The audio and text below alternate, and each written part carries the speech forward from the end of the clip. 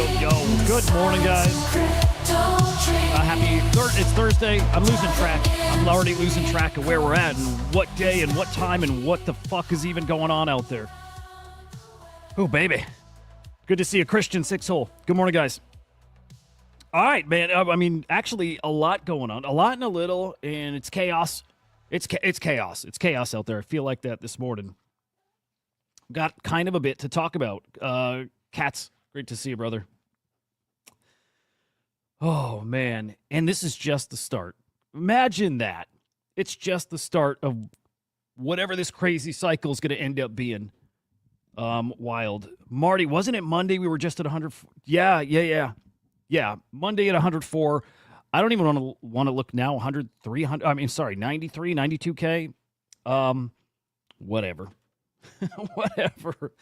Yeah, it's crazy. It's crazy how fast this market moves and sentiment changes. And you guys probably see on the timeline quite a few people actually calling the top already in. Crazy talk.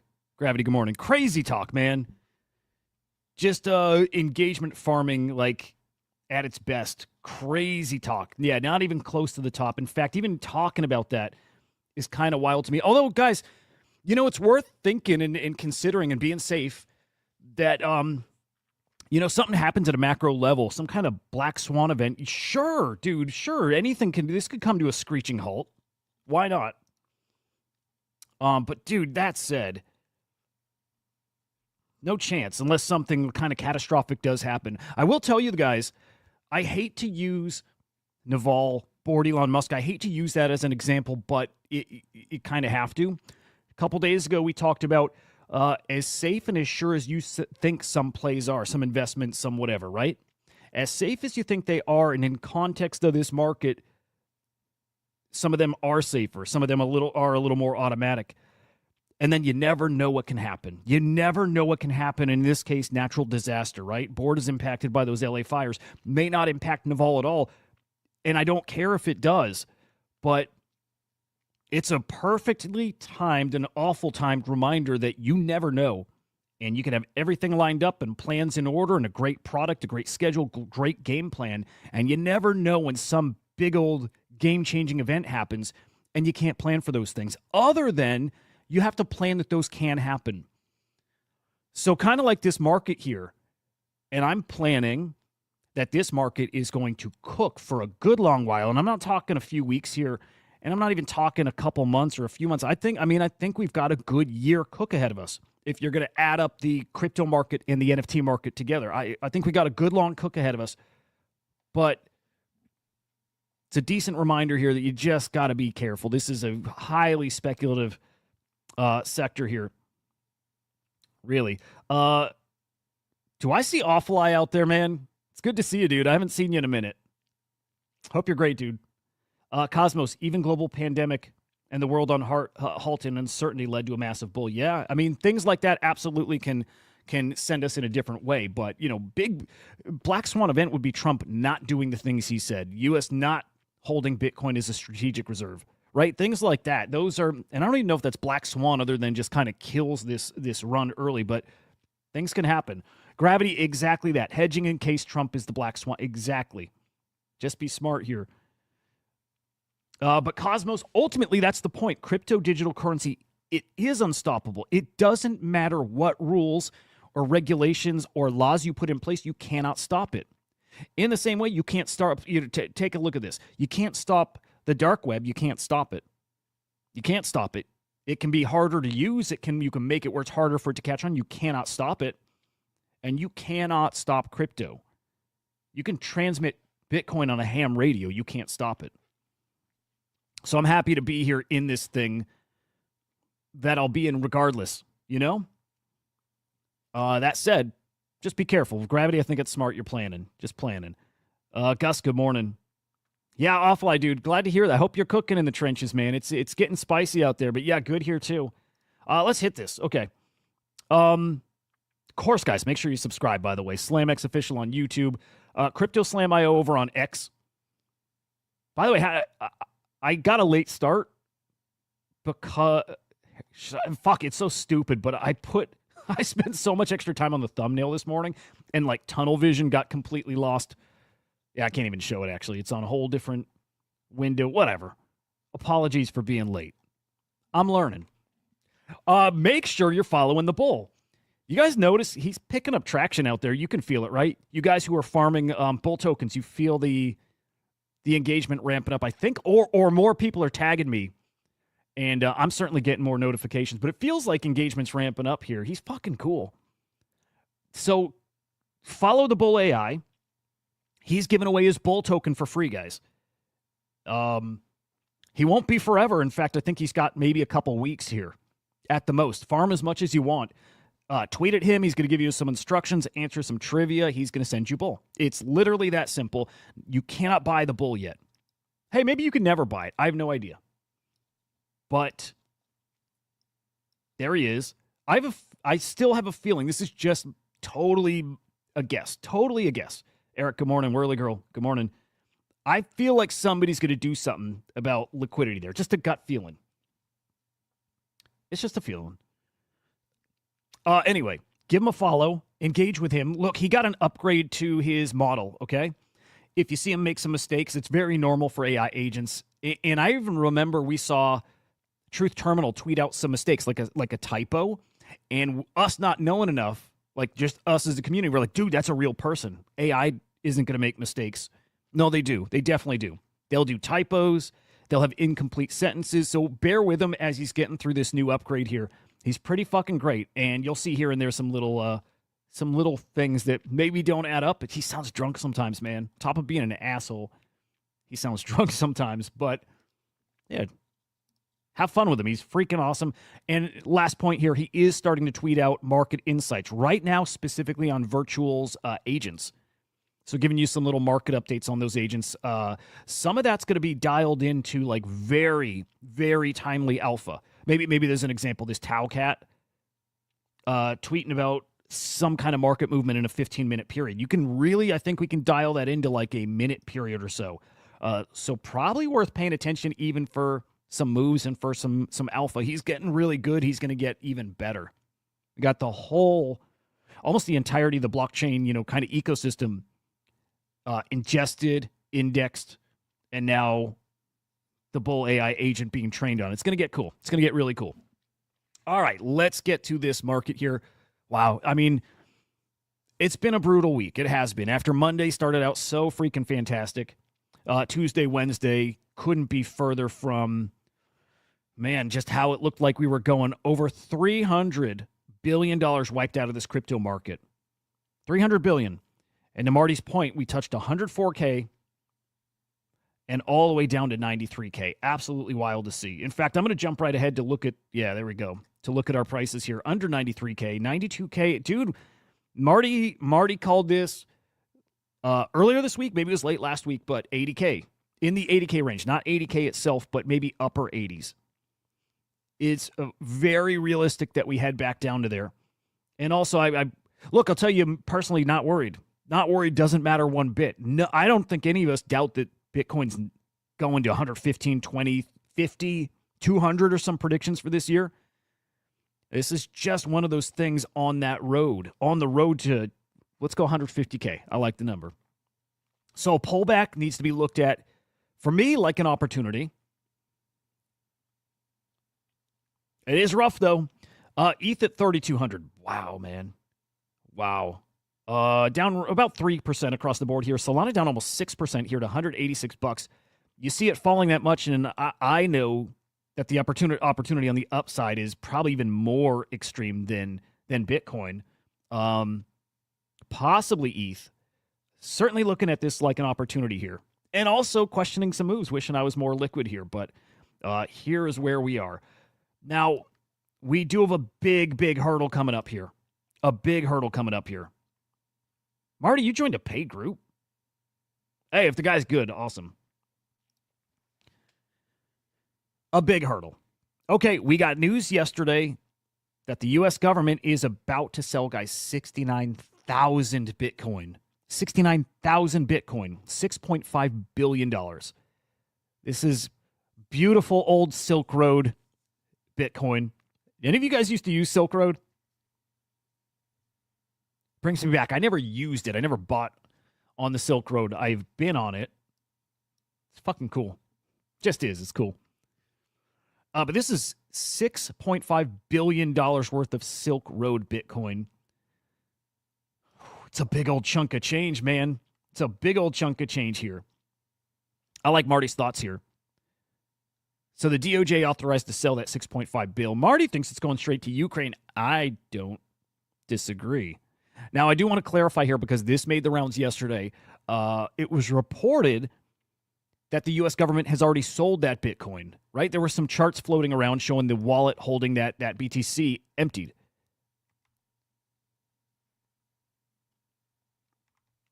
There you go. Chart like that. It's not true, though. Not true. We have not sold that Bitcoin, which honestly kind of a bummer here. But little graphical error here. I think that's Arkham. I think this is an Arkham chart, and I think they had some technical issues on the site. And so, no, that wallet still is holding all 6.5 bill. All of that still about to be liquidated. You know, picture if that liquidation starts today, and they just dump right on the market. That is something that could bring us down to in the 80s.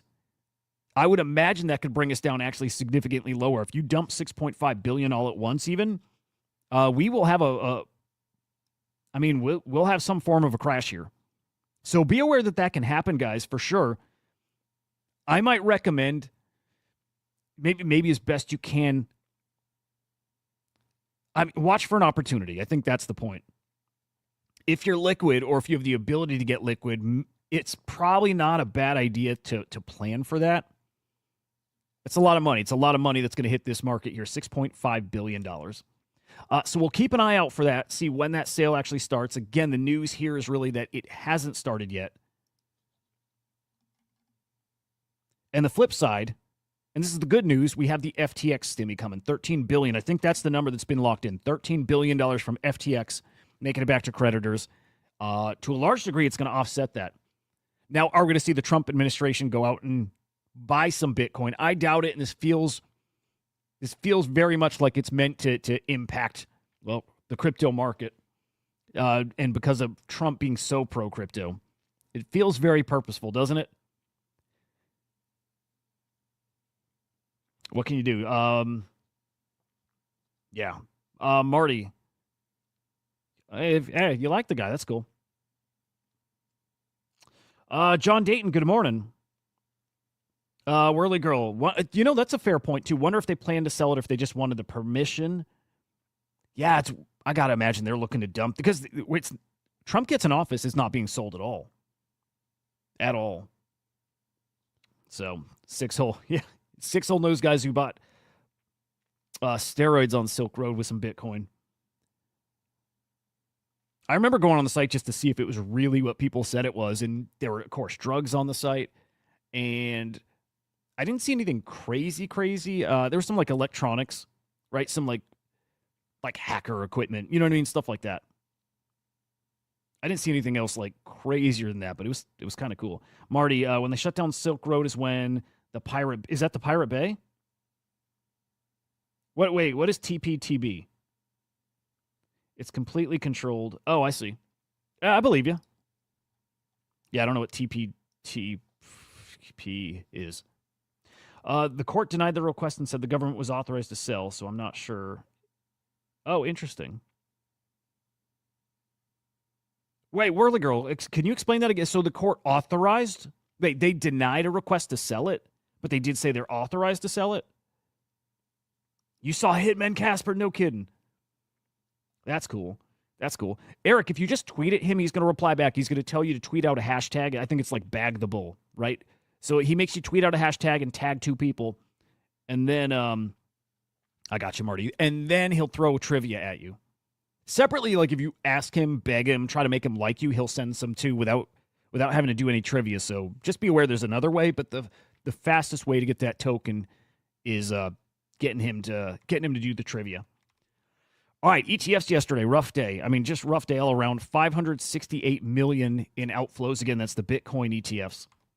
And on the ETH side, 159 mil also outflows.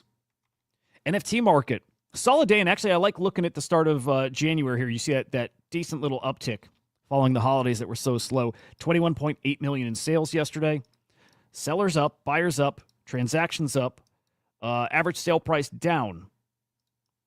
So almost up across the board. Trade profits stayed in the positive yesterday, 326,000. Today in the negative, though. Maybe people spooked by this market here. I'm kind of surprised to see already just early 25, negative trade profits. Kind of surprised. But that might just speak to how spooked people might be about this market right now. Might peek too at sales, see if somebody took a big old hit on, a specific NFT, and if that's dragging it down. Top collections moving this market here. It's Pudgy Penguins on top, of course. Followed by Mad Lads, Azuki, D-Market, CryptoPunks, Quantum Cat still cooking. Man, yesterday was their 1-year anniversary. Lil Pudgies, Doodles, Elementals, Guild of Guardian Heroes. Who else we got? Bored Apes, Puppets, Node Monks. All right. Hey, those Bitcoin collections. Yeah, I mean, this one's interesting too. A lot of Bitcoin in the top 20. I'm definitely noticing that. Let me see. I'm going to scroll down, get to the blockchain rankings. I am feeling like the rotation to ordinals. It's not here yet, but I wonder if it's starting. I'm wondering if it's starting here. Buyers up 64%. Right? There's something I'm feeling. Yeah, I want to make sure I'm looking at the right thing. I'm feeling a little something over there. That's a lot of buyers, by the way. 6,300 for Bitcoin. Again, just a little a little spidey sense thing. I'm feeling like there's starting to be a little rotation over to Bitcoin. Okay, top collectible sales here. Look at that number one sale. Abstract Being over on Bitcoin, $222,000 or 2.3 Bitcoin. I don't know about that one. Okay, sometimes we see that top sale and it's either wash trade, money laundering, right when it's questionable. It could be that. And then specifically on Bitcoin, here and there, we'll see some kind of transaction where it's like a bundle. Somebody's transferring Bitcoin somewhere, and then they're also transferring an ordinal. And the way that the Block Explorer reads, at least to our backend right now, every so often it will get flagged as a sale when it's not. And we go manually clean those up. But every so often those slip through because you'll see like a $6 million sale. In fact, we saw the US government transfer Bitcoin. This is going back maybe a couple months. And it was like billions and billions, and it got flagged as a sale. It's just the way the mempool looks sometimes. It can come across that way. Anyway, it's not what's happening here. That was a legitimate sale. Now, it could be wash trading. It really could be, and it might get flagged as wash. We'll let the algorithm pick it up, but I'm going to dive into that in a second. That's a legit sale as of now. We've got 5 CryptoPunks here in the top 10. Actually, 6 CryptoPunks in the top 10. So punks are moving again. Little Pudgy. Don't know what this guy is. Yeah, a bunch of Pudgies. I don't know. To me, it's interesting that it's like very few Bored Apes. I mean, it's Pudgies have leapfrogged him by that amount. I mean, almost 10 ETH floor difference there, which is wild.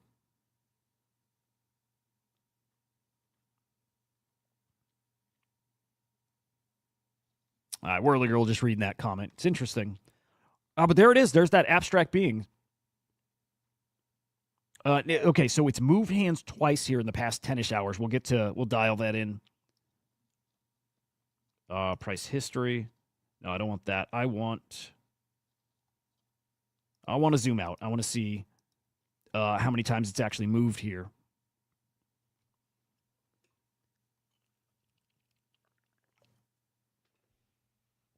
All right, there we go. 10 hours ago, 2.3 Bitcoin. And then this is what I'm really curious about, because then it moved again. Same person. Yeah, I'm not going to follow mempool, but same person. And then something else happened here. Something else happened. He maybe sold it again. This might be laundering. I don't know. But same seller both places. Now that could be like a marketplace address. It could be. I don't know yet. But then looking over on Magic Eden. Let's refresh that.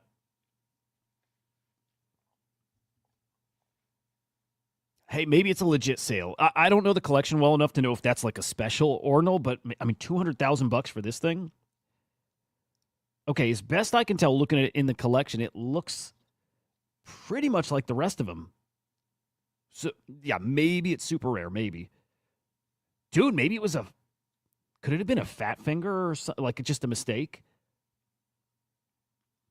I kind of got to figure this one out.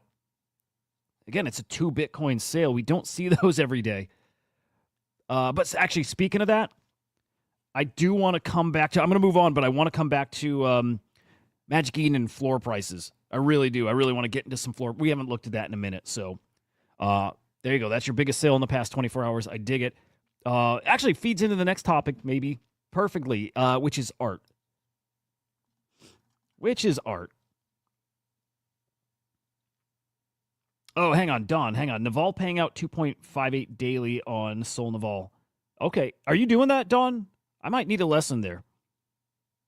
I might need a little lesson there, man. Patrick, good morning. Yeah, I because I'm not selling my Naval anytime soon. I'd like to, earn some fees on it. Anyway, it might be art season, guys, right? We talked about that. I think art season is loading. If that was a legit sale, I don't think it is. But if it were, it definitely leans into the art side. Yeah, it's a PFP, but art's starting to really pop. Art's starting to really come back here. In fact, let's peek at the XCopy sales bot. Right, it's one of our leading indicator. Oops, wrong one. One of our leading indicators for seeing this market come back. Okay, XCopy bot. Now, especially today, yesterday, you know, how bad it's been. I'm not expecting that this is cooking yet, but we're still watching it. Yeah, okay, nothing crazy here. Okay, but also, guys, we talked about Rodeo. I highly fucking recommend you guys are looking at Rodeo. Highly recommend you're looking at Rodeo. And are you guys yet? Who's on Rodeo?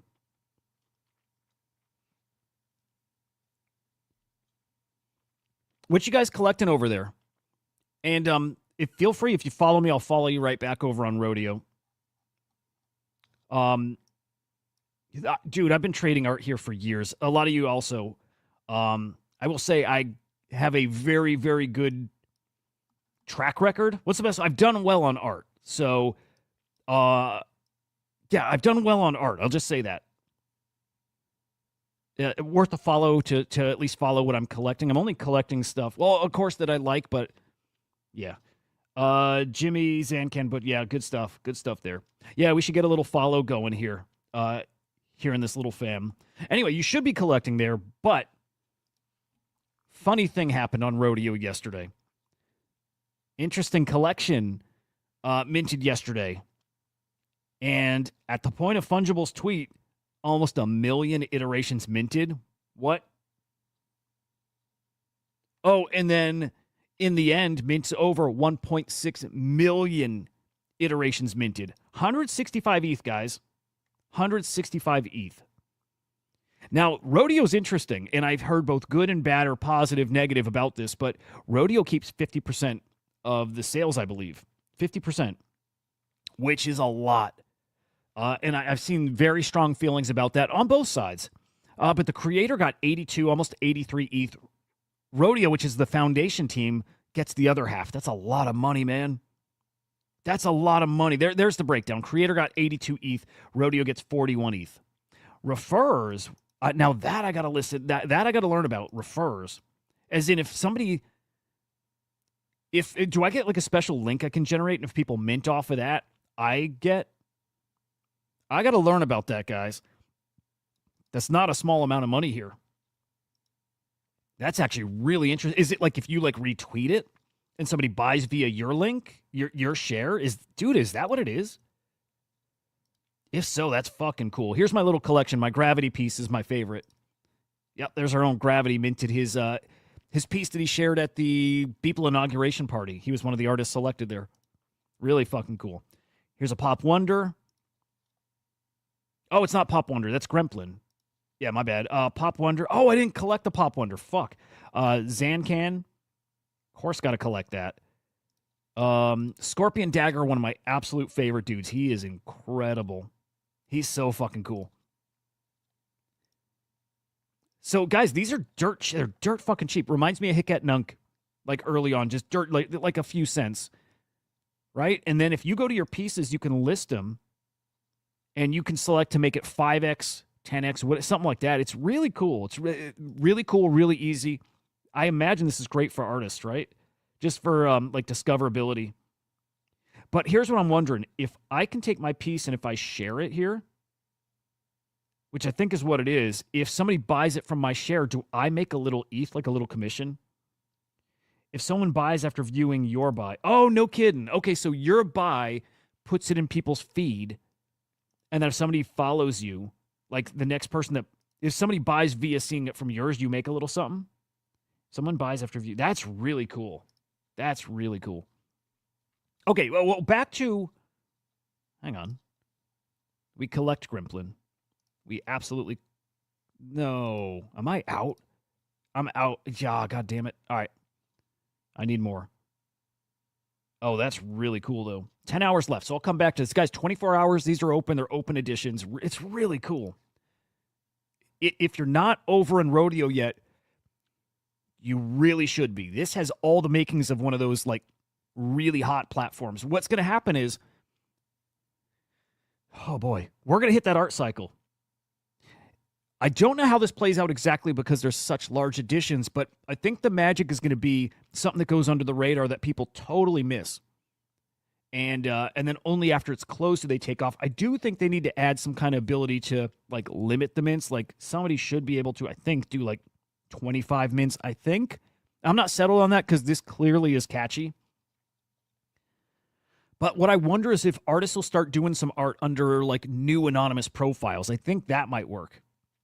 Cats, yeah, man, the referral fee, I like it. Yeah, exactly. It makes a lot of sense to me.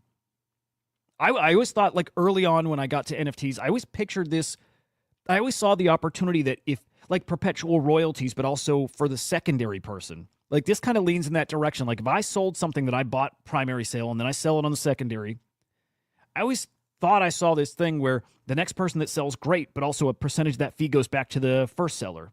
In some way that it trickles back, and that's probably not sustainable at some point. But I always saw that as like something that could work. Anyway, whatever they're doing here right now, I think it works. And the price point being so cheap and the art being so good. And so what I'm watching out for right now is artists that I know. I love Data Velvet.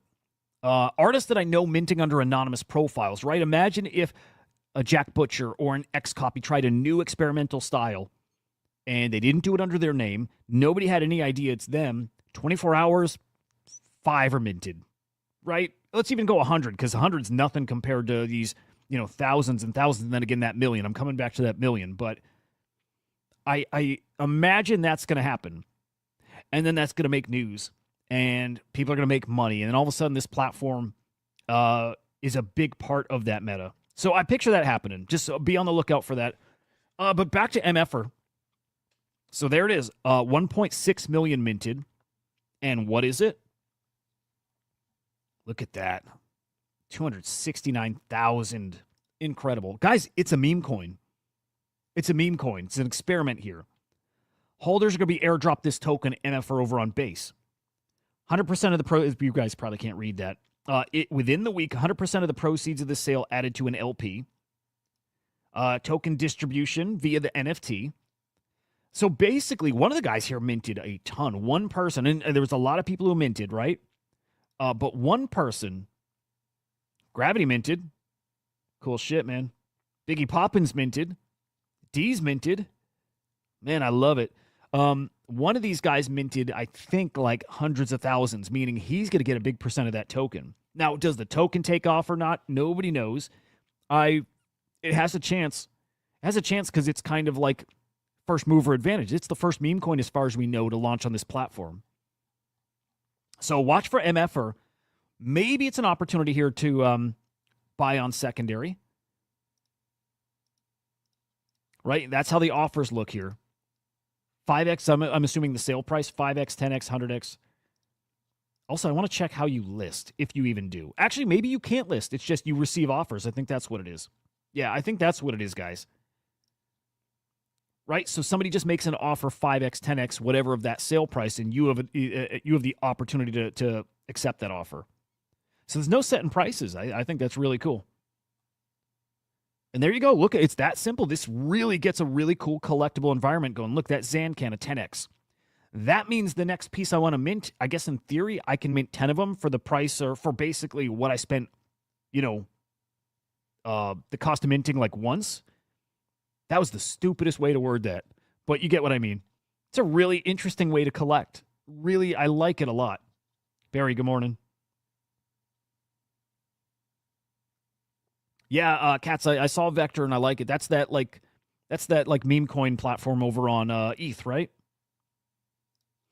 I don't think I have access to it, but I've definitely dove into that a bit. Anyway, they got a mobile app, really cool thing. I like it. That platform feels like a winner. That said, there is a conversation now saying, hey, is this really about art, or is this a full-on degen platform? Is it all about just gains? And I don't know. If this little meta takes over, then yeah, I think we might have our answer. That said, Hicket Nunk vibes. I'm getting the vibes that we're seeing people mint work in progresses and experimental art and maybe drafts and maybe even things that they just realize doesn't fit their style, doesn't belong in their collection, so they put it here. I think this product is fucking great. Now, again, there's FUD around the meme coin thing. There's FUD just in general around the platform, too. There just is. And you'll always see that, but there is FUD around here. Patrick Amadon. Actually, Jay Squiggle today, right? Jay Squiggle in about 25 minutes. I want to talk to him about Rodeo.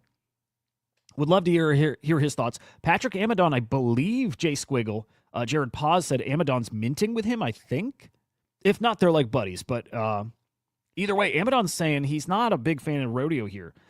Specifically pointing out their licensing clause. Basically, you mint on their platform, they can do whatever they want with your art. They can make derivatives. They can use it for marketing. Yeah, dude. Patrick not digging this one bit. Awesome fucking artist, by the way. Just awesome. Yeah, not a fan. So he puts out their clause here.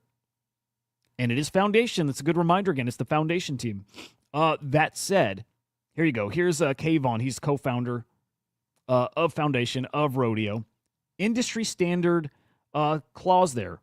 Whirly Girl, your thoughts on that too? I'm kind of curious. I swear, Whirly Girl's got to be a lawyer. Again, industry standard. And there's some great points all around here, right? So Kayvon coming out saying, look, it's the standard. It is what it is. And he's like, we're not going to reinvent the wheel, but man, that's a bummer. Because to me, that's the biggest, best opportunity here. Look, they struggled with Foundation. Foundation's basically gone bye-bye, right? Maybe if you did spend that time, birthing a new standard here, maybe it would have been different because it's what artists want. It's what artists want. If you can change the game here, I'm sorry, but this space does reward that. I know often we say they don't and the community doesn't care about building, and that's true to a degree. But you do have a big opportunity to really do something different here. And I hope that at least people are partially motivated by that. Right? There is something magic here. There is a way to do things different and potentially better. And I like that Patrick is pushing them on this. Doesn't mean he's right. I don't think there is a right-wrong here, but it's a conversation that makes more sense than the royalty conversation. So I like Patrick pushing him here. I like Betty chiming in saying, I'd love us to be setting those new standards. Don't adopt this old Web 2 formula. This is our opportunity to do it different, and this is the time where it matters the most. Right now we're still kind of molding and shaping what the space is going to be. That's the time to do something different. So I would love to see Foundation guys or the Rodeo guys do that. They're not. Maybe they're not those people. But then I worry that kind of what happened to Foundation is their destiny too. I don't know if that's the case. In fact, for you guys here, by the way, smash the like. Come on. No, thank you guys. Appreciate you. What I wonder is this model sustainable in the bear market? And it might be. It might be. I'm curious what you guys think, because now that I think about this and I look back at Rodeo and I look back at the offers I had, I'm kind of incentivized here to sell my art. I'm incentivized to mint multiple and then sell them because that keeps me going. So instead of having to top off, right, instead of me having to add more ETH here, which is just a little amount, these are like 0.0001, and this is over on base. But instead of topping off, I can just keep kind of flipping and then collecting and then flipping and right, if you're on top of stuff and you are good at feeling the meta and you know who the artists are that people want, you could probably stay ahead of that pretty well. In a bear, does that work? In a bear market, does spending 50 cents on a piece of artwork work? That I don't know, but I think it's got a chance. Whirly Girl, you think it's standard. You get where Amadon is coming from, but it's a bit disingenuous because he preaches CCO. Interesting. Yeah. Yeah. Hey, look, if somebody had the answer, it would have been done already, probably.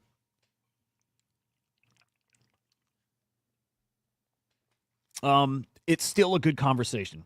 Damn, now I'm watching my alerts. I don't want to miss some of those flips. And I think most things I minted, I've grabbed a couple.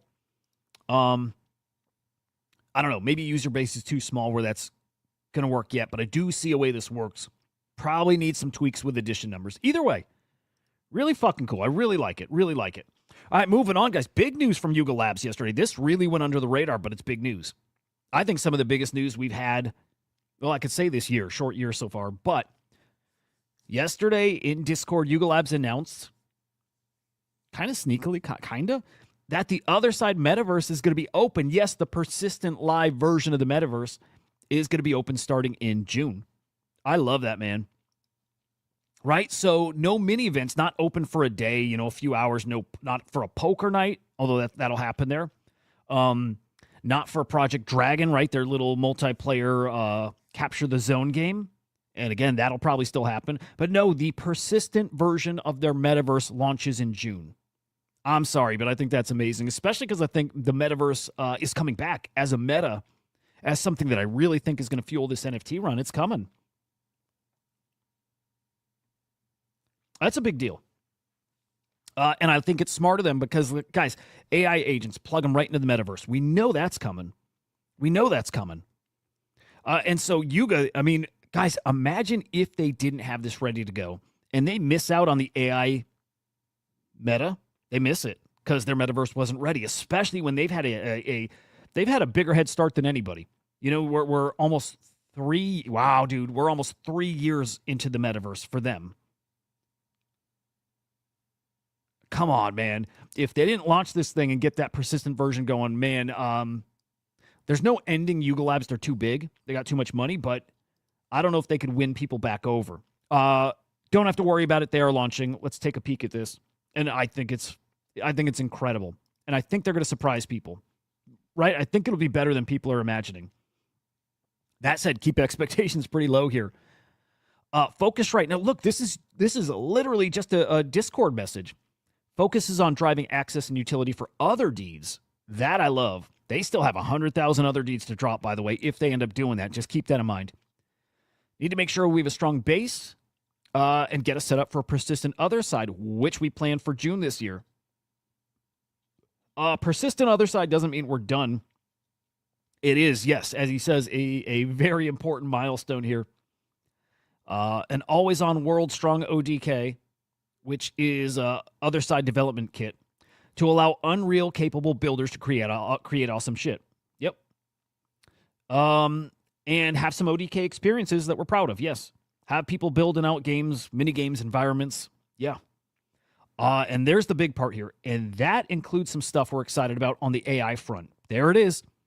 Plug your AI agent directly into the Otherside metaverse. That's what's coming. And so when you go hop in a metaverse and you're greeted with, like we saw in Sandbox sometimes, like you saw in Crypto Voxels, like Decentraland, empty, right? Way too often it's way too empty. You're not going to hang there. But when it's full of AI agents, and to be honest, you're not going to know the difference. Look, half the time I can't tell the difference on X. I just can't. So when you go to the metaverse and you got all kinds of people there that are running around and chatting with you and you don't know if they're real or not, I think that's going to feel pretty alive here. I got to go to Marty comments here. I have to. LOL to all Yuga Labs. Otherside going to flop huge. They still have 100K plots. Yep. To sell that they, well, is that a sale or were they giving those out? It's probably a sale. Gordon sits at a computer making trades all day, but can't sit at a computer for Yuga because heart failure. I don't know, Marty. I'll push back. I don't know if he's trading much. Right? Picture this. Gordon's got so much money, he can play like Frank, throw money at everything, and only tweet about the wins, right? That could be where it makes it look like he's in the trenches really grinding. I don't know if he is. I don't know if he's really grinding. I don't know if he can. The heart thing's scary as fuck. I don't doubt he's got some serious health issues. So I don't know. I don't know with him. I don't really have any thoughts there. Other than if he's got those health issues, I hope, I just wish the dude nothing but the best. They got some islands that are coming to the metaverse that'll be up 24/7. The Nexus, the Swamp, Metropolis. Metropolis, I think, is interesting. I think that's where we've had Project Dragon. Nexus is a new land for their codas. So they're building. It's all we ask of them. Let's see, anything else big here? This I like too, 8chain. I guess what they're expecting to be on chain and through the metaverse. Transactions for tipping, I love it. Cosmetics, yeah. All that. I like all that. Tipping's a big deal. To me, it's like a form of royalties. And something that I think needs to be bigger. Look at this guy. See, like, now I'm tempted to just sit here and, like, peek every so often to see if there's something to collect. I bet you X copy's going to mint here. Look, the guy minted on Tezos, right? I bet you we'll see an X copy mint here. Yeah, every so often I just got to hop over here and peek. I have to. All right, moving on from Yuga. Okay, we got a big update from the CyberKongz yesterday. My beautiful CyberKongz fam. Kongs issued a response to the Wells notice from the SEC.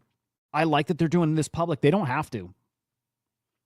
Right? There's probably projects out there that have gotten a Wells notice, and they didn't tweet it out. Again, they don't have to. But they want it there for visibility. They're doing this right out in the open. They are literally going to battle against the SEC. It's a good read. I'm going to drop it in the chat here. It's a good read. It really lays out their case. I'll tell you what, man. Marty's saying, I don't respect the playing the health card. Say I made bank and retired instead of the woe is me. I mean, it's a serious health issue, is it not? Doesn't he have, like, heart failure? Like, that's a big, scary fucking thing. Like, you literally have to change your lifestyle over that kind of thing. Kevin Rose, legit quitter. Like, didn't have the mental fortitude to, like, power through, right? Kevin Rose, I'm with you. But if... Cutie, good morning. But if Gordon's heart's about to explode, what can you do? Like, what could he say to make you, okay with him bouncing? If his heart's literally going to just explode if he sits at his computer all day. Mike, good morning. Man, I wish you know what, I should have done bullet points here, because it's an interesting read here.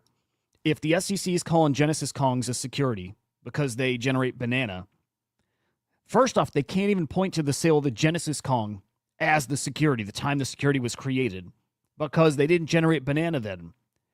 And so they moved the goalpost forward by saying it was a migration to a new contract that constitutes the sale. Only problem is they weren't sold. They didn't sell. So it's some kind of combination of new contract and the fact that these sold on secondary markets and there were royalties involved. That suddenly makes it a security. Man, I'm sorry, but I think it's a huge stretch. There was no promotion of this. There was no advertising money that was paid. They weren't promoted. There was no Discord at the time of this. There's so many things here that make this so crazy.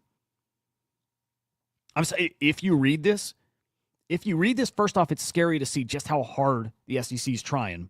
Like, they're trying. It's like my analogy was, it's like a traffic cop who, like, they got their quota. They got their quota for a month. They need to, make this many stops or bring in this much money. And so it feels like the SEC's doing that. Like, we got to get people. Let's pick them. And Henry brings up, he thinks they were targeted because, man, people really did talk about, like, passive income via them. It was not the Kongs talking about that. And it wasn't real.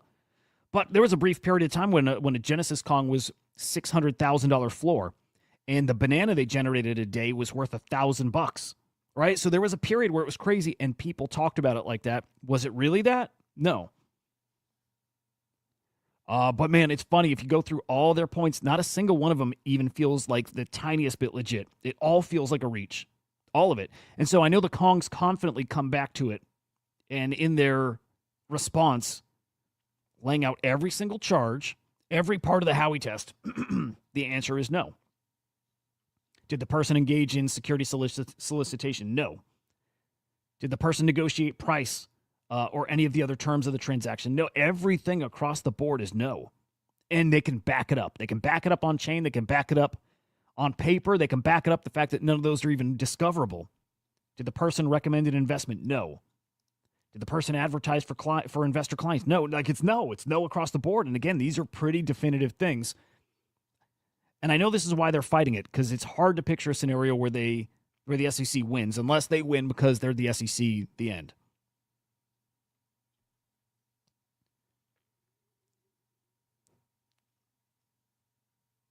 No, Marty, that's not true. I don't think that's true. You're saying it's a serious issue for physical shit, not sitting at a computer. No, because when you have heart issues like that, you have to all of a sudden go from kind of doing what I'm doing now, sit your ass at a computer all day, and you can't do that. You literally have to get up, and it's the opposite. You have to get physical. Like, sitting at a computer is a death sentence if you have a condition like that. Oh, no, actually, I mean, Marty, actually, I'll defer to you. You're in healthcare. Heart failure can limit physical shit. Most people get it young from too much meth. Whoa. Yeah, I mean, but yeah, like George is saying, it's sitting at a computer that really can, you know. But yeah, no, I hear you to a degree here.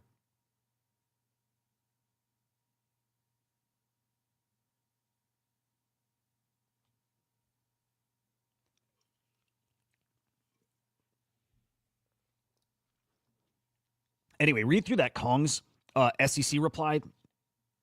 It's okay. Very honestly, do it. It's good for you to wrap your head around where we're at. It really is. Highly, highly, highly recommend this. And we saw the SEC, I'm sorry, a judge paused the SEC's lawsuit against Coinbase. I have a feeling a lot of this is going to get thrown out. Have a good feeling. So, man, of course, I'm rooting for the Kongs. I hope everybody is too. Because if the Kongs get got here, that's precedent for every NFT project out there, especially if you're an NFT project with a coin. All right, Donald Trump cards. Talked about them yesterday. These are on Bitcoin. He's got a new Ordinals collection. People who got 100 Mugshot Edition NFTs, they get one of these Ordinals. One sold yesterday for 0.08 Bitcoin. It was like $6,000. Pretty cool. Last I saw, floor on these was like 0.2 Bitcoin. That's a special collection. It is. You have a former and a soon-to-be current president with a Bitcoin Ordinals collection. This man is on Polygon. I believe he's on ETH too. He's got a DeFi platform, and now he's got some Bitcoin Ordinals. I'm sorry, cool as fuck. His wife with NFTs over on Solana. Cool as fuck. V1 Punks. Yeah, you know we love those. V1 Punks now coming to BendDAO. We're talking loans here. Yes, you can now get some sweet, sweet ETH for your V1 Punk. Does it move the needle price-wise? No. Does it put them in a category with some other elite NFT collections? Yeah. And that's what it does. It's just another thing that really legitimizes how special they are. It's not everybody that gets access to BendDAO. It's most do not. You can see some of the others. Chromie squiggles added, autoglyphs added, right? It's kind of the way they look at it, the most elite, the most permanent, the ones that will hold their value the best, that's what's added to the BendDAO lending, right? Because it's a safer asset that you can, I guess, speculate on like that. Again, we talk safety in this ecosystem. It's not that safe, but all things considered, these are some of the safest V1 Punks now added to that list. It's a great thing for the V1 Punks. Speaking of which, we peaked earlier this week. I am really curious how they're looking. Again, that doesn't move the needle. But last I saw, V1 Punks are at 3 ETH, and God, do I want more. Man, hanging at 3. Yeah. Dude, I've got this, like, constant, like just driving me to get V1 Punks. That guy. I need that guy. Just, in my opinion, one of the best collectibles, period. Like, truly historic, truly special, truly all these things. It is the first iteration of CryptoPunks from Larva Labs. They're the real deal. at 3 ETH. Forget the 40 ETH on the copies, V2s. And I don't mean that disrespectfully, copies. I don't mean it disrespectfully, but trying to kind of speak to the difference. V1 Punks. It's your first crypto punk. Fucking love them. All right. We talked yesterday about LLM. I don't know if any of you guys got in, but LLM, large language model. Big, thick girl here. Big, thick Eliza. Just a funny-ass meme. By the way, I hope you guys noticed, too, hot memes come from a period where things are really getting kind of dull, right? Like, things really kind of settle down. Nothing's spicy. Nothing's getting the, giving you the tingles, and then boom, out of nowhere, something comes along like LLM. And so when you get that feel like we're dead and it's quiet and nothing's exciting you, be on the lookout for the next special thing. If something's funny, it might be extra funny because everybody's got all this pent-up energy. And so LLM was exactly that. And this cooked. I think this got up to, not a bad buying opportunity, I think, here. I think this got up to around 150 mil. Yeah, sure did. It sure did. Just this morning even. But man, Shaw, our guy Shaw from AI16Z, I don't know, he didn't like it. The controversy with Shaw, yeah, absolutely fucking helped here. Shaw, we're trying to figure out what the fuck is going to happen when AGI takes our jobs. You're making fun of fat people. We are not the same. Shaw's an interesting character. It's maybe a little hard to read him. Yeah, dude, maybe it's a little hard to read the guy. This guy is online. He is online and tweeting 24/7. He doesn't stop. Dude, how does he do it? Shaw's got to do coke and meth, and like I'm even half kidding too. I'm like kidding, but also, why do I get vibes? Because I think maybe I know a bit. That is something that fuels a lot of this like dev technical world, doesn't it?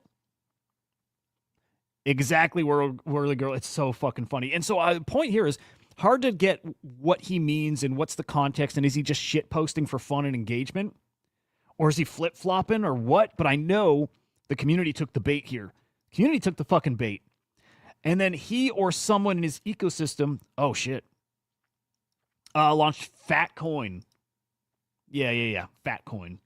Another big thick Eliza. Now, there was the controversy here is Shaw was talking a little bit of shit about LLM not sending a chunk of their token to AI16Z. It's like mob shit. He wants 10% of tokens maybe that use the Eliza framework to kick back some tokens to their DAO. I like it. It's the royalty discussion. That's what it is. And I actually think what's interesting here is same with royalties. Instead of the platforms enforcing it, which they have every right to do, what if the community enforces it? And what if you enforce it by shaming people who don't follow along? I don't think that's bad. I don't think it's good or bad. I don't think it's either. It's a comment on maybe that's a good way to police it. Maybe it's interesting to say, hey, if you don't do that thing that we expect of you, we're not going to cut you into this next thing we do. I think that's interesting. And if it feels gross, let me just tell you, if we think that we have an opportunity to have the community police things, that's probably what it looks like. It's probably not going to feel super good because it's us throwing around our leverage. It's us using what we have, right? I look at this like that. You kick back 10%, that is royalties. And I like that they're trying to push it. And, at the very least, it's interesting. That is what's happening here. That is what's happening here with that like mob boss kind of, approach. It's really a comment on royalties. Anyway, Fatcoin got up to 30 mil. Got up to 30 mil because all of a sudden you have a you have like you have a narrative, you have a battle, you have the anti-AI16Z token, and then the new AI16Z Cabal token, Fatcoin, cooked again 30 mil. Right now you see it down to 5 mil. I'm sorry, it's gonna be a lot of fun. Now the community, especially if you were in LLM, they don't like it. Here's Melted. First off, Shaw shilling Fatcoin. Melted reply. I don't know Melted. He just kind of popped up on my radar in the past few weeks here. Most pathetic shit he's seen. Oh, damn. Hang on. Let me get a link. I'm so bad about this on Thursdays. Jared, if you're watching, link coming. My bad, man. Fucking awful at that. J Squiggle coming right up, man. All right, here we go. Okay, now time gets away from me. I gotta move quick. I gotta move quick if J Squiggle's coming. People don't like it. I get it. Whatever. You're fucking with people's bags.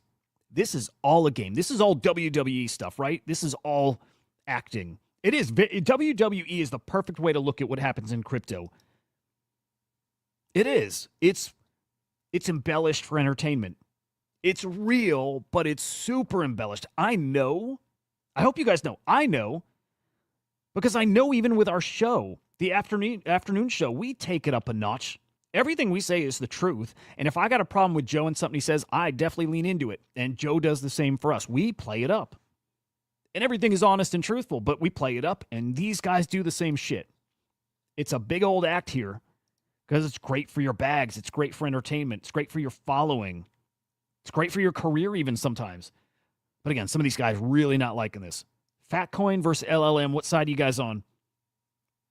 And pay attention. If you're not playing at all, pay attention to what moves the needle. Both of those coins cooked because the attention. We monetize attention here. Attention is valuable. You saw it play out in both of these coins. Next time you see some FUD from Shaw and you see some controversy, be aware. Remember back to what happened the last time. Like, that's a new forever thing. It really is. Okay, let me blow through the next couple points, and let me also welcome my friend Jay Squiggle. What's up, man? Good morning. GM, my man. I got the dropping the kids off at kindergarten duties today, so I will be off camera if that's cool. Dude, yes, good stuff, of course. Nice to get them back into class, right? I'm assuming they were off on vacation. They were off on vacation. This is the first week back. Nice. Good stuff, man. I'm going to blitz through a couple bullet points, just last little news stories, and then we can get right into our art talk here. Let's see. Just a couple other quick little, just things that catch my eyes, guys. Fatcoin, LLM, keep your eyes on it, guys. Keep your eyes on it. I don't think those coins are done, especially when this market, let's say but honestly, when the market comes roaring back, I think you're probably going to have a big-time winner out of those two, maybe both. But I do the narrative, the story. I like it right now because it's so dull out there. It doesn't feel good. Look at things like Cerebro, guys. And this is any coin, not picking on Cerebro, but across the board, these coins are all down. They're all down. They're getting wrecked. My baby Naval's down. Oh, and speaking of Naval, I just appreciate Elon Musk. I really do. He's got his alt account Bordo Pepin. Again, he lost his house in these fires out in LA. It sucks. It just sucks. There's nothing else to say about it. It sucks. But just in a way to, I don't know, maybe lighten the mood for himself, kind of memorialize something here. He burned, it looks like he burned one of his checks. A really nice looking check too. His Alpha Fire edition. Hang on a sec. Hang on. I want to make sure he burned the digital version.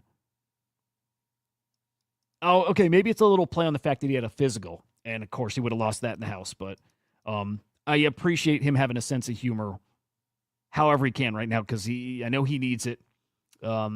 Crazy story, though. Last few things here, guys. Bank of America. Man, these guys, don't forget these guys. We don't hear these stories all the time. It's not round the clock for us like we hear our meme coin stuff, right? We're in this crazy little echo chamber. Bank of America is building here.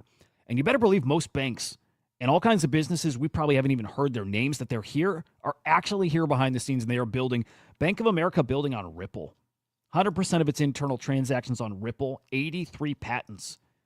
We're going to get some splashy news at some point from Bank of America, and we're going to realize just how much has actually been going on behind the scenes and why so many people, even when things are not so exciting, when it feels not so bullish, why there happen to be these other builders that are bullish, right? We're going to see why we've heard people talk the way they do when something comes out from somebody like Bank of America. All right, we got Bubble Maps coming with an airdrop, which is cool. Expect to see that from a lot of platforms. More tokens, more airdrops, good shit. MetaMask, it looks like they're integrating Bitcoin. That's pretty cool. Okay, so runes, ordinals, Lightning Network L2s, all that stuff, sounds like that's coming. That's a big upgrade from MetaMask. Love to see it. Love to see building. And, man, I don't know, but maybe a MetaMask token this year. I've seen little hints, little rumblings about that, so we'll keep our eyes out for that.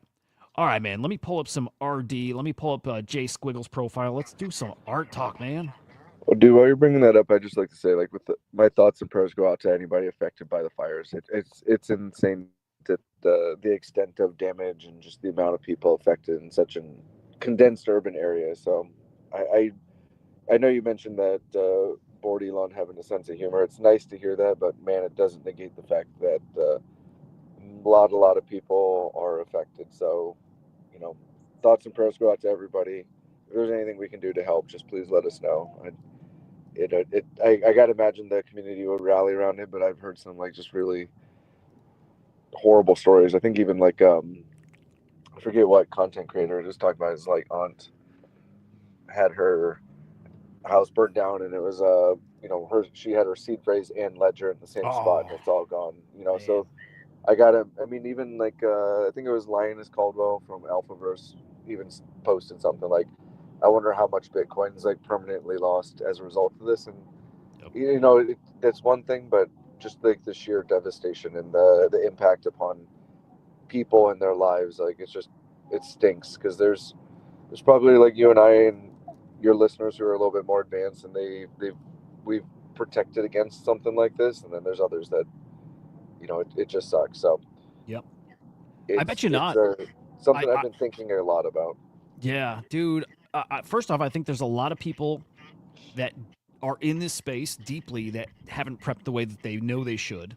Um, I also noticed too there's a pretty big impact to the crypto space. There's a lot of crypto guys, builders that live out in LA.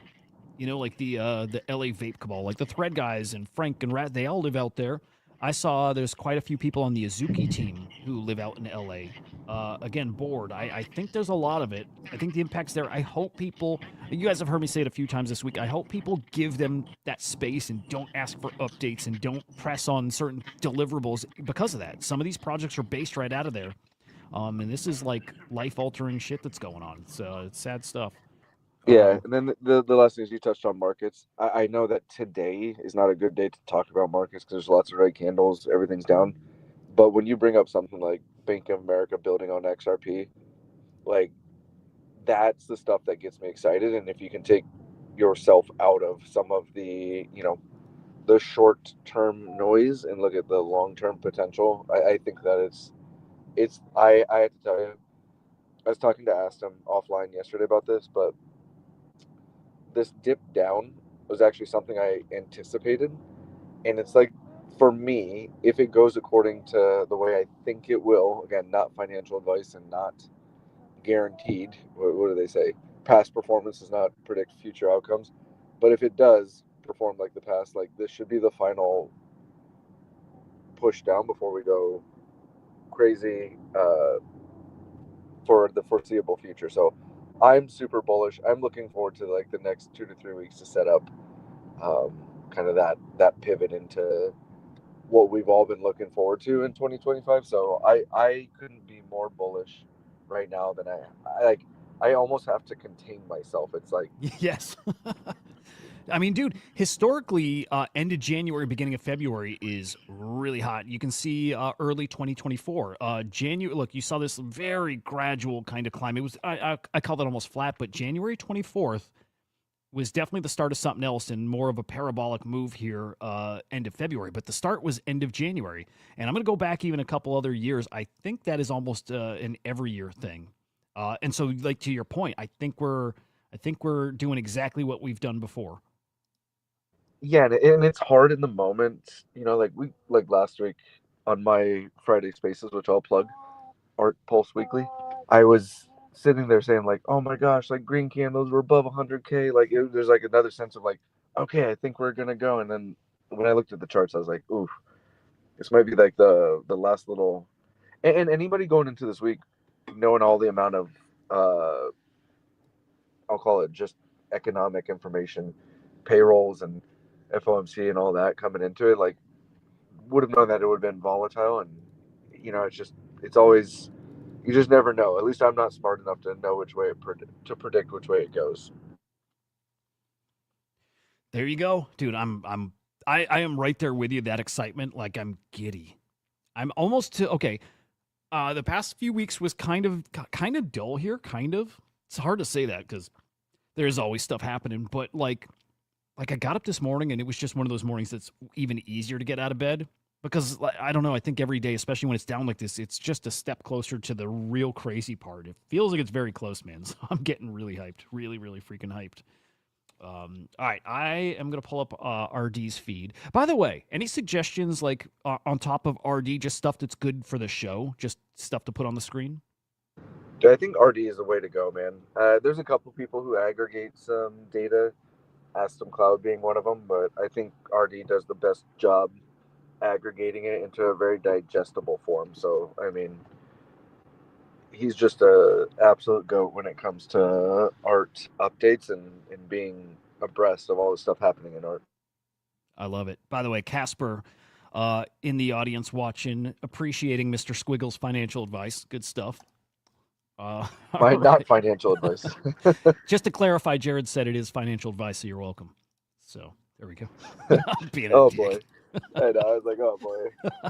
Not financial advice. I need a little graphic to flash up on the screen, but okay, maybe any big sales stand out for you over the past week? So there's two things that stood out to me. One, I think last week we talked about a lost Robbie that sold for $600,000 and whether or not it's viable. Well, it comes to find out that the buyer, so Eli, formerly from Proof, who's an awesome like curator in this space, is, kind of working his connections to do a lot of private sales. Turns out he placed it with Raoul Paul, which I thought was so. And again, I think I made a reference to like a burnt turkey leg, kind of like what you get at Disneyland, as a reference to our SoCal peeps. But the thing that that's intriguing about it is there's only 52 of them, and it's arguably one of the most culturally significant AI pieces. Um, and it's funny, I won't say who, but I was debating somebody before we knew it was Raoul Paul, like whether it was a good deal, like whether the cabal was coming for him. And then the second that it got announced that it was Raoul Paul, it was like, boom, proof the cabal's coming. So lock him up. I wouldn't be, this is going to be I'm going to go out on a limb. I would bet a lot of money that you'll see a 7-figure Lost Robbie sale this cycle. I think that's pretty much like a duh, Jared. But I think you could see one as high as 3 to 5 million. Wow. Just because these are going to get locked up so much. And, Raoul paying 600 grand, which by the way was the most has been paid for one in a long time. Not the most ever, but I think earlier in the year they were selling for about 300 grand. And then we saw 4.945 just been like gobbling up amazing X copy pieces. Buy one for I think it was like 500 grand, and that was kind of like, oh my gosh, like what is he doing? And then you saw this $600,000 sale. So I think it's significant. Not to say everybody go out and buy a Lost Robbie. I want to be clear, that's not what I'm saying. But I think it's again, I think if you're astute and paying attention to kind of some of the stuff that is out there, you can start to see some of these trends way in advance.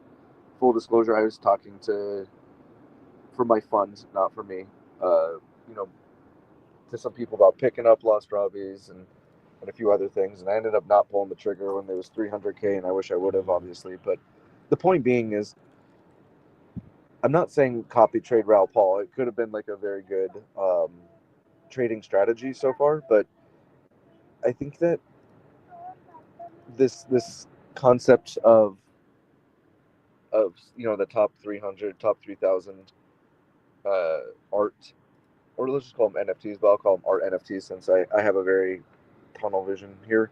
I think that they're starting to cement themselves in there, and that's really interesting to me. And they're part of the reason I throw out that $3 to $5 million numbers. I think some of this stuff will start to become unobtainable for the I won't say the normal, but like maybe the pedestrian individual. I mean, 500 grand, 600 grand is a lot of money anyway. So like, I don't want to discount that. And then the other thing that was like, there was like a run on grifters over the last like 7 to 10 days, the X copy PFP, and it is just incredible to see. I mean, these have been gobbled up for some time, but I think you saw some rare ones selling for like 28.8 ETH, and that's over 100 grand USD for arguably like a PFP. And there's 666 of these things, and I think that it's just something that like I'm starting to think about. Like it's just like, oh, interesting. Like X copy is art. This is a PFP. Is there a crossover? Is it something that's unique? Like, are these longer form series? I think you're starting to see. I'm starting to develop a mental model around. Do these have a greater opportunity for attraction because of that? If you look at a Venn diagram, the overlap of its art, its PFP, its like when you look at that Venn diagram overlap, there's a lure to it, and I think that when you look at digital scarcity of only 600, or you could extrapolate it, 10,000 punks, how many ever Azukis, how many ever Pudgies? I think they're both 10,000 piece collections, but I can't say with certainty. There's something really intriguing about that, and I think that this concept of a digital identification is something that I think we lean more into in the coming I'll call it the coming decade, in the overlap with art and the cultural significance. Something I'm not saying it will be a thing.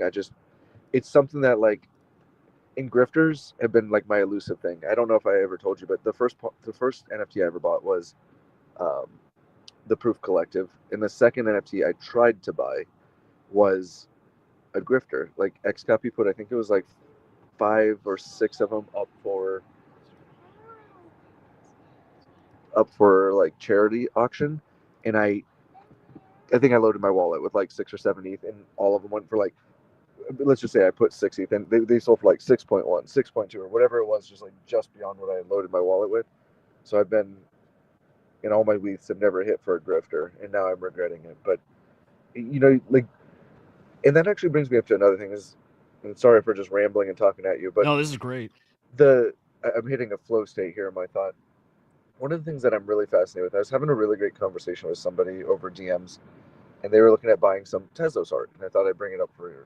And they were looking at dragons specifically, and those not familiar with it, dragons are by William Upon.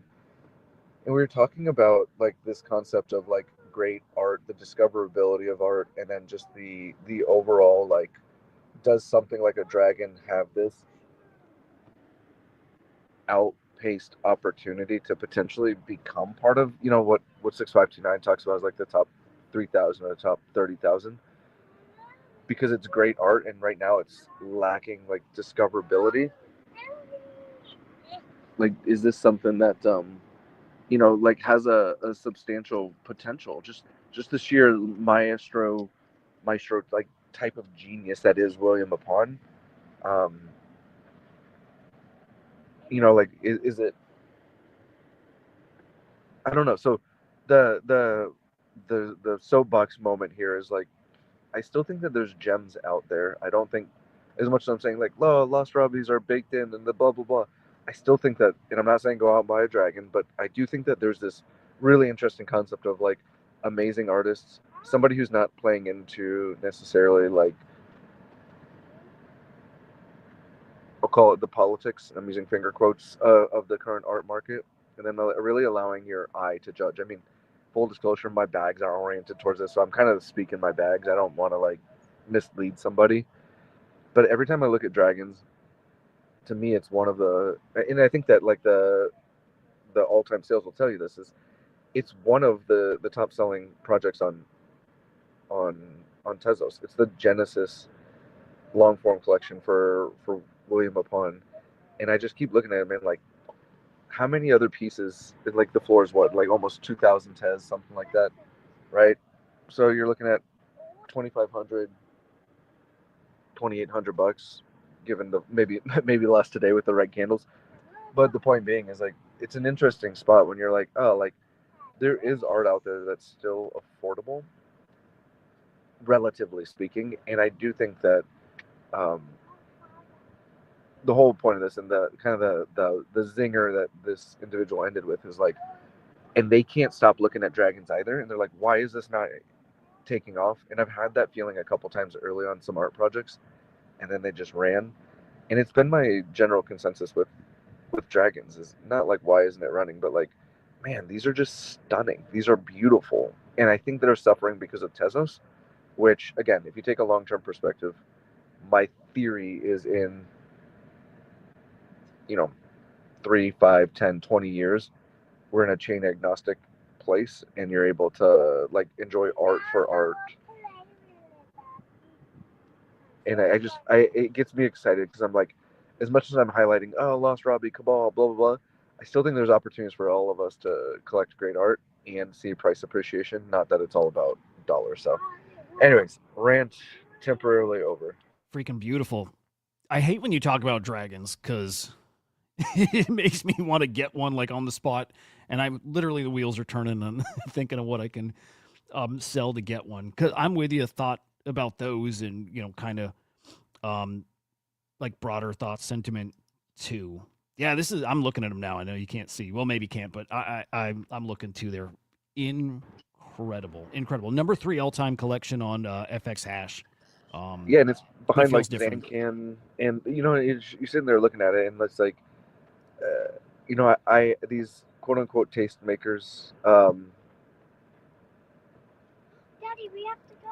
I'm not saying they're like right or wrong. I'm just saying that like it's interesting how we gravitate to certain things because there's this community around it, or like it's saying what's in vogue. But if we take a step back and just look at art, it will be an interesting dynamic.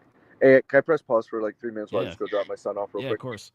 Right. Of course. Dude, it makes me want to dive into FX Hash a little more too. But I'm going to take the opportunity to peek at Rodeo with you guys. Rajan, is it a good idea to buy AI16Z? Tell you what, man, and Benny, thank you. Yeah, smash the like and good morning. Good to see you. So let me think. AI16, I mean, it's an easy yes. AI16Z. Especially when I think there's been, okay, what we're seeing here, that's wild. Huge discount right now. Market pulling back on top of the FUD around Shaw yesterday. I'm sorry, this was $1 billion higher 2 days ago, 3 days ago. This was $2.4 billion. Every single time AI16Zs had a big pullback from like 120 or 30 down to like 30 mil. And then from like 500-600 mil down to like, God, I think 150, 200. Every single time I told myself, you should be buying that right now. You should be. And I didn't. And I told myself the next time it has a big pullback and also that it will have a big pullback, I said, you definitely need to buy it. And I'm not going to. Only because I'm not liquid, not because I don't want it. To me, it's a definite yes. If you've got the funds to do it, if it was, part of your game plan at some point to do it, or at least you're looking. Look, I think AI16Z is still the best play in AI. I still think if I believe one of these AI coins is going to be a top 10 crypto. And that doesn't mean it's definitely one of the ones that's out now. It could be just that it could be something that comes this year. I believe we'll see something in the AI crypto sector that becomes a top 10 token, period, over the next, 5-ish years. I believe that. And if I'm looking at what's out there right now that has that opportunity, to me, it's AI16Z, and that's like easy, right? I think AI16Z is a $20 billion market cap token this cycle. And I'm not going to be surprised if it's like 30, 40. I think that highly of AI16Z, just knowing that Shaw's a total wild card. Right? Like, Shaw's a wicked wild card. He's just like, he's kind of unpredictable, and he could say the wrong thing, and he could do something to the price. That's not to say this is because of him. I'm sure it's a little tiny baby factor. It's, macro markets impacting this, but it's a long way of saying I think AI16Z is an automatic yes, probably at any time too. Even when it was at 2.4 bill, I would have said yes. So to me, it's like it's free money right there. So I like that. Keek, yeah, nice. I think that's probably wise. I like LLM and I like Fatcoin. I just like the narrative. Welcome back, man. Sorry. Yeah. We just took the time to go chat about AI16Z for a minute, man. But dude, crazy stuff out there. Anyway, Dragon's awesome. Where are we at? Dragon's great. And I think that, like, I guess my closing point on the Dragons discussion isn't to say go buy a Dragons, even though they're amazing. It's more or less to say, like, hey, like, if you love art, like, be on the lookout, because I still think that there's gems that are amazing and they don't cost $600,000, right? Like there's definitely opportunity, and I think it's important to be out there and just listen, right? Like, and I want to be clear, because I thought I heard you say something like, as I was, moving on, to say like I have to look at Tezos again. And it's like, yeah, there's amazing Tezos art. I think the vast majority of art in general won't like see like crazy price appreciation. But my point with bringing up dragons, I still think that there's gems, and I think that this heavy chain bias plays well into those who are willing to like dig a little bit and go out on the risk curve. For my fund, full disclosure, like most of it's based or like bought in ETH, because that's where I collect. But like I collected some art on Tezos because I was like, man, there's great art here, and I think that it's selling at a discount if you take a long term perspective, right? It makes a lot of sense to me. Yeah, dude, awesome thoughts. I love when you get in that flow state and you start like unloading these art thoughts. Like I need Well, to hear dude, even it. what you have right now on screen, a bug forest, right? Like you're looking at something that's amazing by Zancan. It's got an amazing story behind it, and then the one that you had on screen with the red leaves is extremely rare, right? So like, I mean, like if you believe in Zancan and you can't, or you don't, you either can't or don't want to buy a garden monolith, like you can still find these gems because people have, you know, maybe their attention isn't there. Maybe they're trying to like rotate out of Tezos art into something else. I just think that there's like this tremendous upside opportunity for people if you believe in the art, right? Like you have to have that conviction. God, I want to make some moves, dude. I really do. Hey, what are your thoughts on Rodeo? I just finally got into it this week because it's almost becoming unavoidable. Yeah. So I have not jumped into it. Full disclosure, I've not bought anything, and the premise of that is, the two things. One's gonna be a shameless plug. I'm saving up for two other big drops, and I'm trying to like really just observe from afar. I think there's an interesting thing that Rodeo takes a 50% split of the sales. I don't know if that's like, um, honestly, I don't know if it's fair. And then I think that for me, it's the question then becomes, you know, how to maintain attention, because it's nice that they've made all this revenue. From a business perspective, it's awesome, right? But it's just sustainability. I'm not saying it doesn't go anywhere, but everybody I've talked to who is participating loves it. Because you can participate at a relatively attractive price, and I think that there's something really great about that for mass adoption. So I'm torn in both ways. I have like mixed emotions about it. Yeah, But Jack's really leaned into it, and I think that there's something powerful about that. Yeah, this platform almost feels like tailored to Jack's style, like quantity. Yeah, and the quality exactly. is there, and it's different than people think because they look simple, and the conceptually they're not. They're really cool. They're really cool. But I like it. I like that it's kind of turning art into a currency. It's like if you want to keep trading without topping off, without putting more ETH in, you have to trade. You have to. You Yeah. sell it, and then you keep going, and that's fun. It's leaning into the gamified trading, which I really felt that on Hick at Nunk back in the day. So I definitely get vibes like that over here. But that 50-50 split's tricky. It really is tricky. And I get anybody who's turned off by it because it's a big number. A 50% split's crazy. And then I think I realized too, like, I don't know if they keep the 50. They might keep like 20-something percent. But I actually don't know. I did see that the traders, like if somebody buys based off of you buying, you get a little fee too. And yeah, there's a really fun gamification aspect to it, and I think that like there's something about momentum that could be undeniable when it comes to it. But like you said, I think it plays well into somebody like Jack's style, and I think that there will be some clear winners that come out of it, and I also think that there's going to be some unlocks when it comes to gamification and community management that you'll see across other. I'm just not smart enough to tell you what it is now, but I think you'll start to see it. man, Jack really does mint a lot, huh? Yeah. Man, okay. He's got something new in the past few minutes here, I think. Just double checking. Oh, okay, no, and it's not new. It's gonna expire soon. Yeah, interesting. 6K editions minted, Cope Boy. It's man, I don't know. There's something fun about it. I think that there's something fun about it, and I think there's something that like my big thing has always been like, what does this do to onboard people? Because my philosophy is not everybody loves art, and I don't think everybody's going to stay for the art. I am. I found a passion. It's obviously my livelihood now, but I started trading. I came in and I was trading CloneX because I liked Murakami for art, ironically, and I liked the affiliation with Nike, which I'm wearing, my Nike shoes right now. So the fact that I came for trading and stayed for the art, I think that some percentage of people will occur, and I think it's one of the verticals on how to sustainably grow the ecosystem. So I'm all for it. I'm also just not.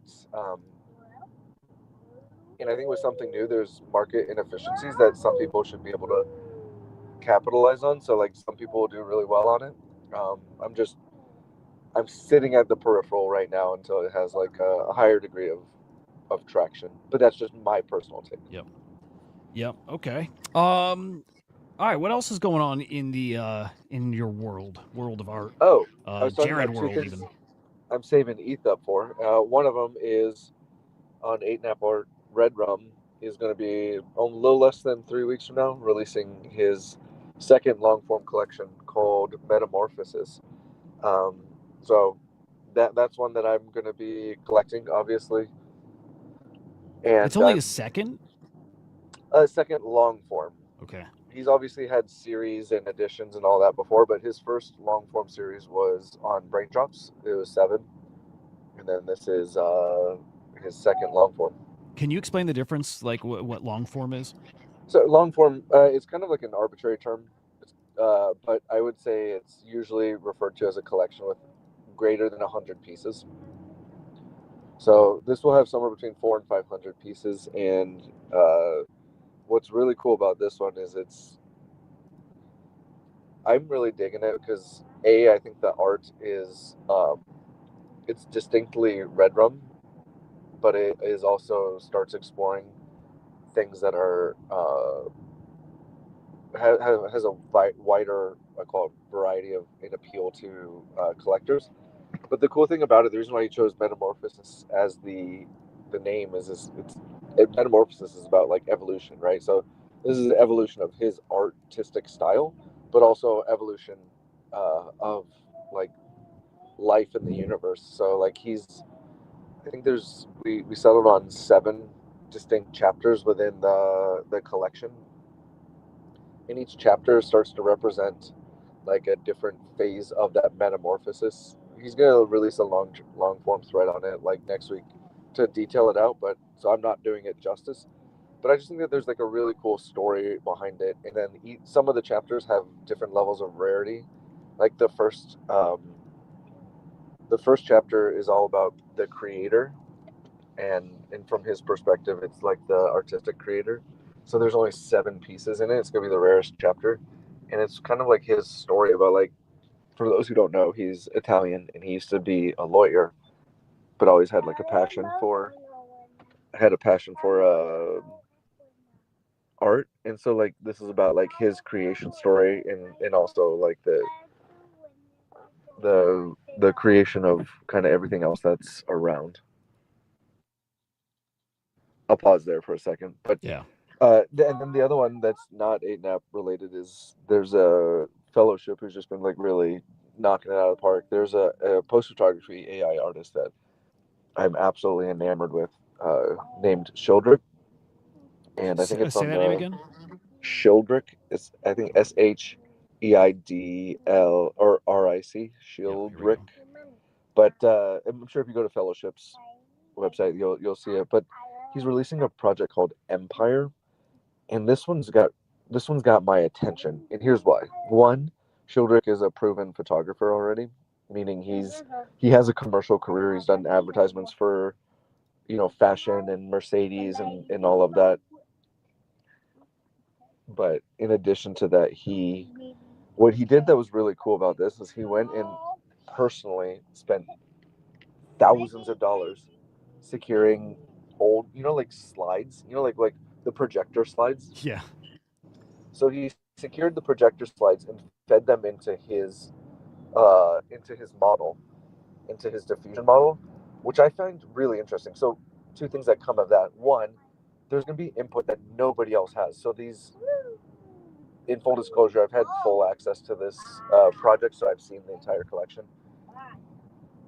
which is partly why I'm excited about it. And that to me is innovative. So instead of taking like input and photos off of like the largely available data set that is the internet, he's essentially curated this micro data set that is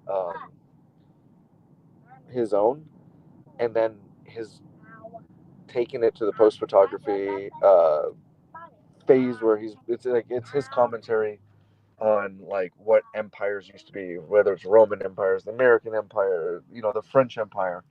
And I think that that's a really that's a really interesting perspective when it's not just a commentary on like what is an empire. And I think with like politics and the state of disarray that it is right now across the world, to kind of like lean into this concept of empire, but like with a very unique data set. I think it's just there's a level of storytelling that I think is unparalleled within the post photography AI space, and I'm curious to see how it turns out. Dude, these are incredible. I'm like scrolling his timeline and blown away. Dude, blown away. Like I kind of seen nothing like it. Man, oh man, like like so freaking cool, and the way AI really can add to somebody's craft and kind of birth a whole new thing for him is wild.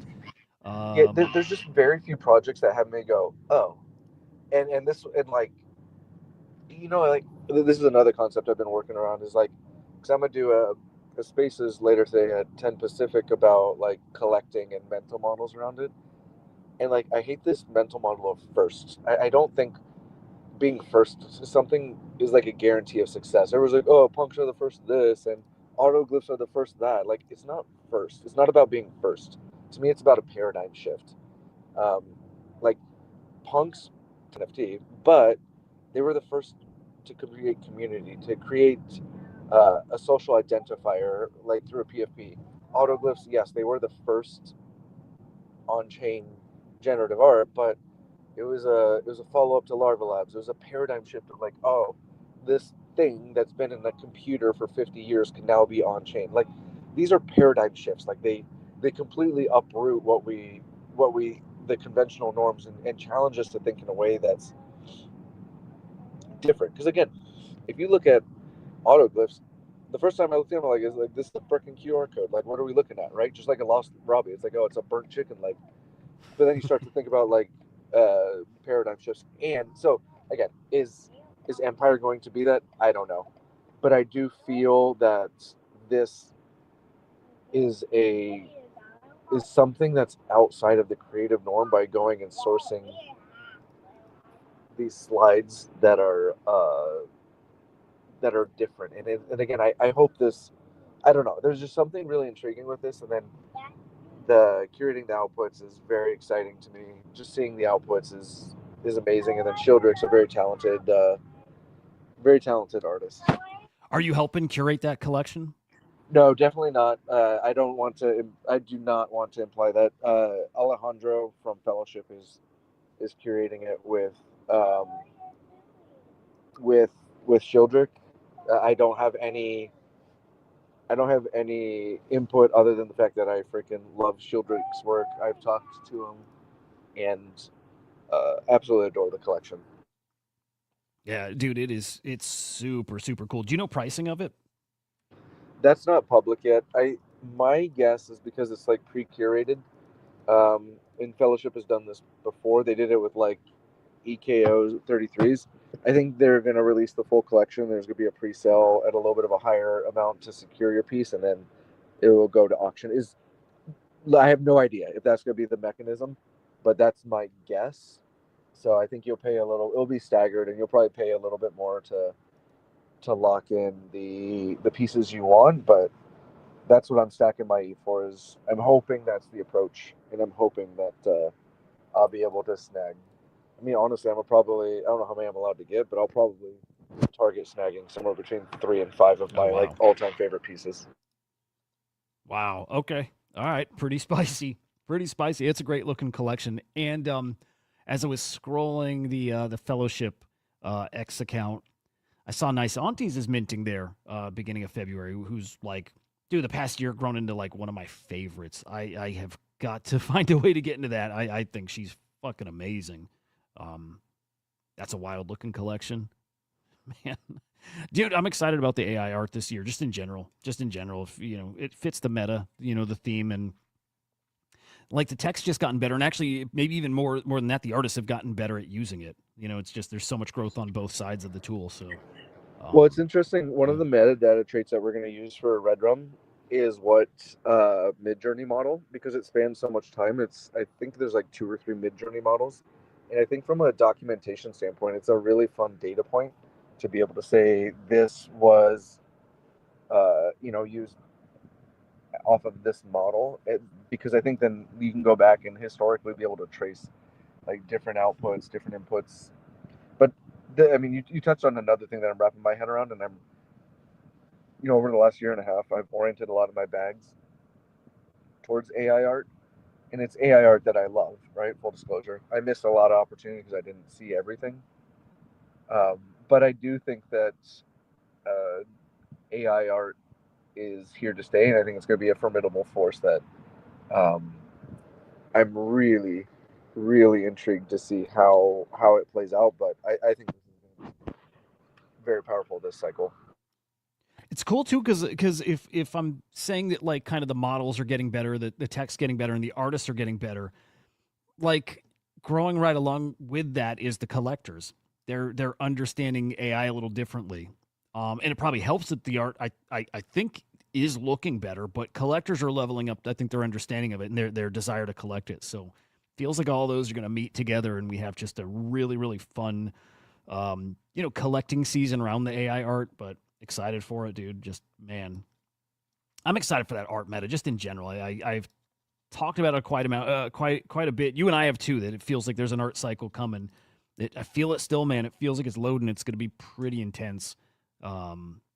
Sooner rather than later would be cool, but whenever, just as long as it happens would be great. But it feels like it's coming, doesn't it?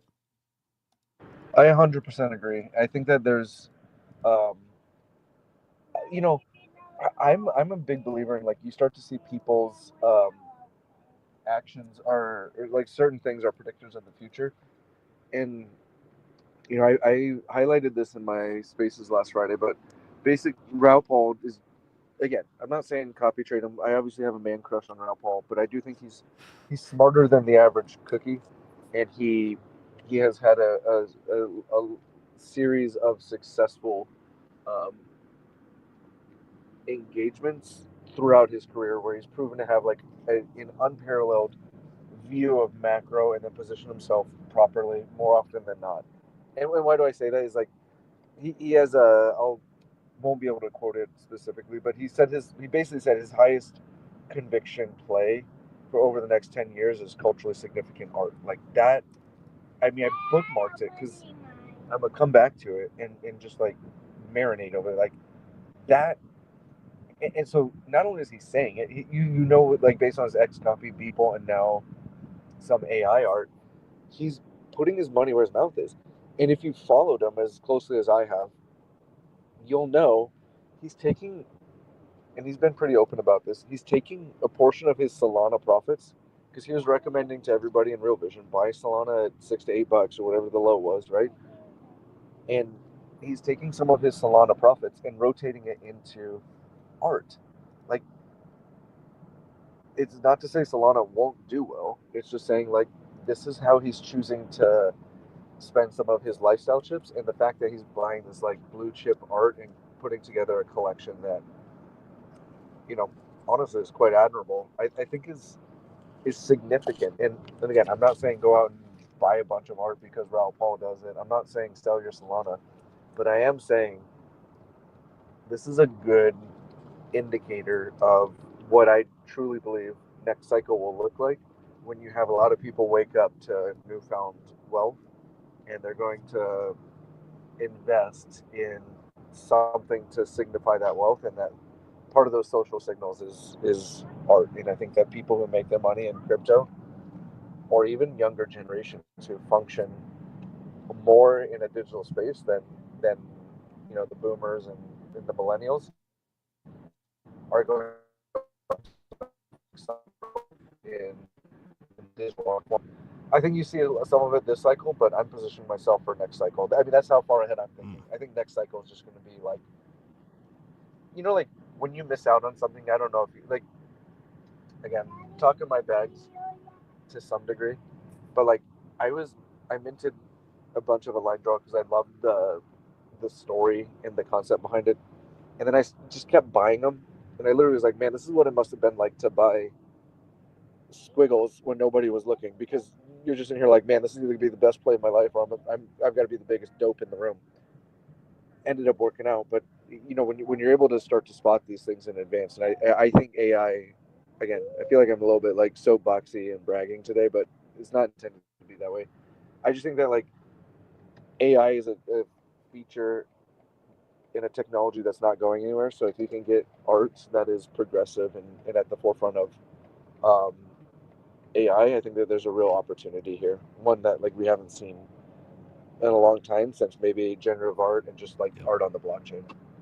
So if I'm looking for the thing that fuels the next art cycle, it just makes sense that it is AI. In the same way that generative art kind of did the last cycle. Very much in the same way. I wonder if it is running it right back. Just I would with also say alt-chain art too, like Bitcoin art. I think Bitcoin art can see like a big influx of like attention.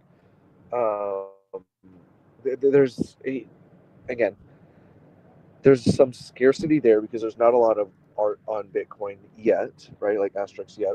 And if somebody wants to flex in the Bitcoin ecosystem, or they've been eyeing, some of the bigger projects are like Sense and Golden Ratio and some of these other things, like there's just a very limited amount of these pieces, and if somebody wants to focus or add one, like I forget how much the Golden Ratio has, but let's call it like 256 or something pieces. Yeah. Like, do you hear about Golden Ratio? Now I'm asking for my bag's sake, but do you hear people talk about it? I do. Actually, the artist just joined Collector's Corner Premium, and there's a lot of him. Yeah, just as like a Aston lets in some artists for free, just to for community building and like a greater connection with the art. And like there's a lot of enthusiasm around them coming into the Discord, so very much positive. And I think when you look at like a more preeminent like Bitcoin artists, like they've had a very prolific engagement in Bitcoin, and really like putting that forward in the art ecosystem.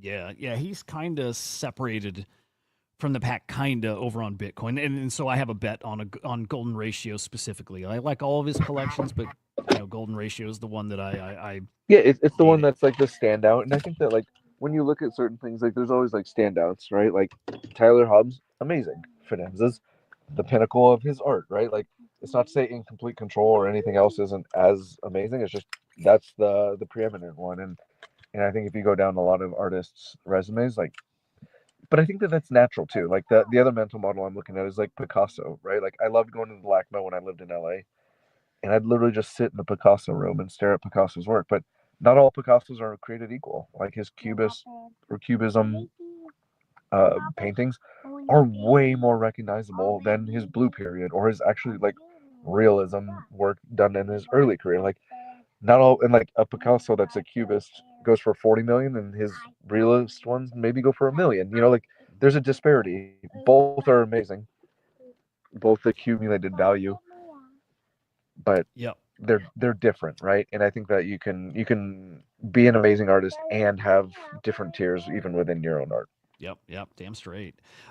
Any updates with the Red Rum drop as far as even milestones coming up before the drop? Any other details that you're ready to release? And I know you'll do these on your show, but giving you the opportunity. The big thing here is it'll be a 128 mint. It's a Tuesday, roughly a little less than 3 weeks from now.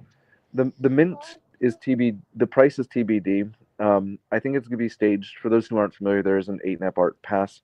The pass holders will have the steepest discount. I am going to recommend to Rum, and I am going to connect with him in 10 minutes to be able to finalize this. There's going to be a discount, I think, off public for allow list. So we'll make some announcements next week about like the price and the discounts, but like this to encourage people to hop on it, get involved through the allow lists, and then there's gonna be a public. Now I am gonna over allocate the allow list, so it might ever go to public, but ideally there will be some public pieces. So if you're not on the allow list, you can still get to partake in it. And it'd be on the lookout. I think Red's gonna put a big post. Follow Red. Follow 8nap art, 8nap_art on X. You can throw me in there if you want, but those two are main sources of data. And Red's gonna do a long post about like his inspiration and the story behind it. It's really, really dynamic, and that's kind of really the highlights, is just being able to lean into the storytelling and the diversity of outputs. That's not just I love this because it's a progression from what I believe Red Rum's art has been previously. And he's taken some risks creatively, in my opinion, that I absolutely adore and love. But yeah, we're going to finalize all of the outputs today. So we're going to go through and curate the collection. There's some that he's been posting that are going to be a little bit more that already kind of made the cut. So you can see those. But if those resonate with you, reach out to me. I do have some discretionary pieces. I mean, I don't know if you want to announce it, but I'll just say we're going to partner with getting some allow list spots out soon anyways, as a huge supporter of everything that I do. It's my little way of saying thank you to you and the community. So be on the lookout for that. But yeah, I mean, I'm just super excited for it. I think if you like Red's work, it's really, really fun and creative. I mean, just look at that one on screen, right? Like, this is clearly Red Rum, but it's like his interpretation of an apple tree. The thing that I love about this too is he's taken Midjourney to the next level, and it's, as I'm seeing him upscale them, like the out pieces were amazing, but then his upscaled and final versions are just like amazing. The amount of detail, like you'll start to see a lot of like through lines. Like you're gonna see like the city in the background. You're gonna see like the detail in the tree. Like these are best viewed on a large screen, and I don't know how else to say that. Like mobile's nice, but man, when I put them on my my large monitor, because I can't put it on white walls yet, it's not technically an NFT, but I'd love to get this up on my 55-inch screen.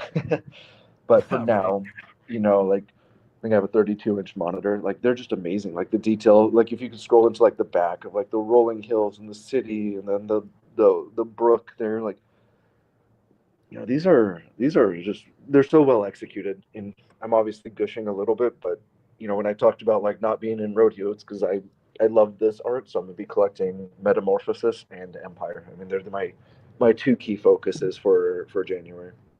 Dude, we should do at some point like a little segment on hardware, best ways to like view and maintain your digital art. I think that'd be a lot of fun. Every so often I do throw my stuff on the TV, and it is a totally different experience, totally different. So I wonder if people would be interested. I just started a post yesterday about, like, I did White Wall Wednesday. I didn't know if that was a thing. I just like the phonetically the W's, but yeah, I mean, I turned on my White Walls app in and it's not even like I have like devoted TVs in my office to displaying art. It's like our family TV, right? And man, I enjoy it so much when you're able to like see it in its like largest form. Yeah, I mean, these ones in particular, his universe. Oh, I love these. The amount of detail, the exploration of color that he's deployed. Man, this thing just gets me excited. Like, look at that detail, man. This is It's incredible. Well, I'll tell you what, too, these have a different kind of stamp of approval. I had a couple images up on my screen, and like totally unsolicited, I think every single person in my house walked by and made a comment. Like one of my daughters said how weird it is, but had to come over and look, right? But like everyone who saw it had something to say about it, which I think is great. That doesn't happen much. And I usually have stuff up. I'm usually just looking at stuff. Like it's pretty normal for us degens out there.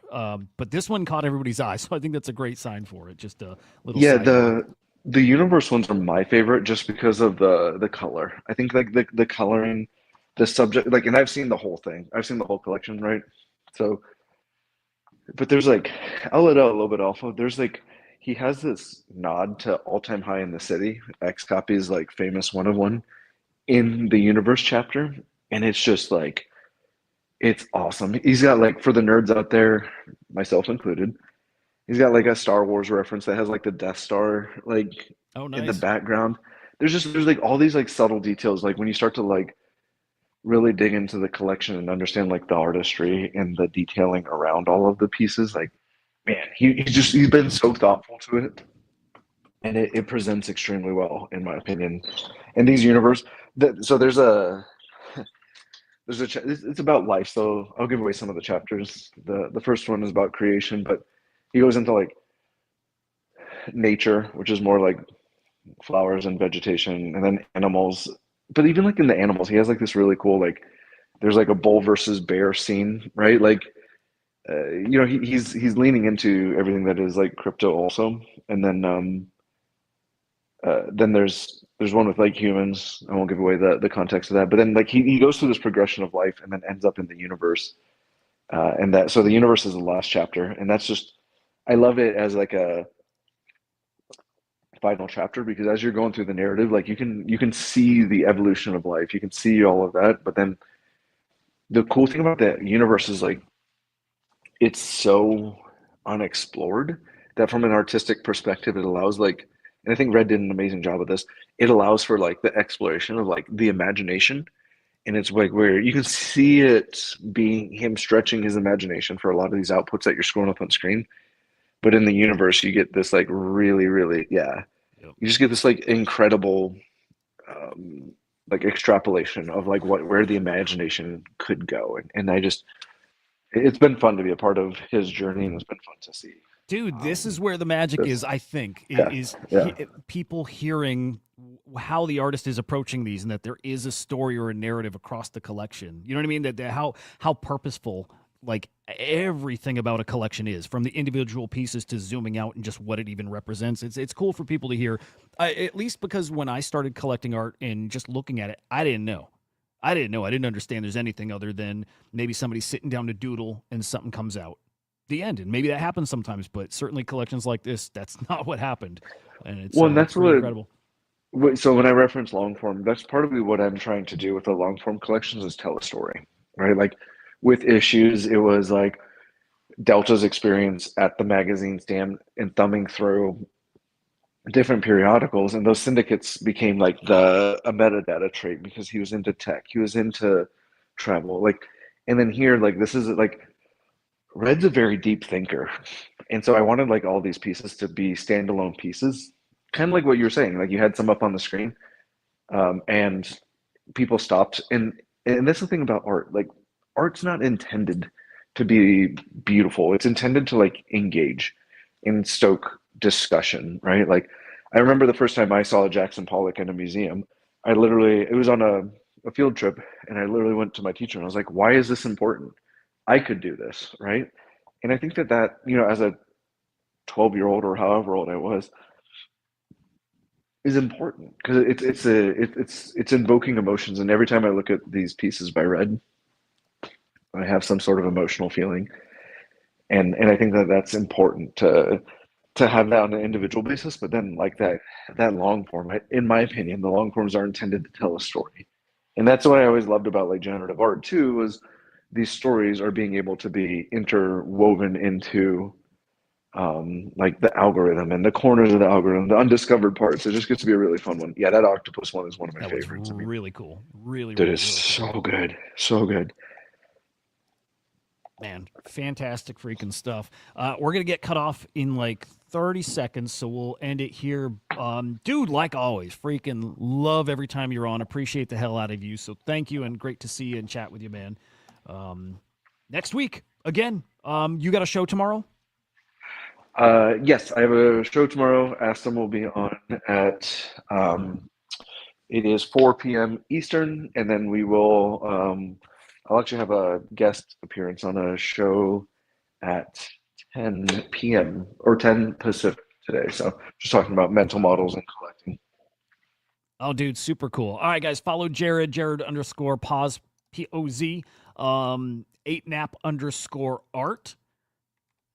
Give that boy Red Rum a follow too. Hang on, I lost his handle, but I think it's just Red Rum. I think. Hang on, let's make sure of that because I do want people to follow him. Red Rum. God damn it.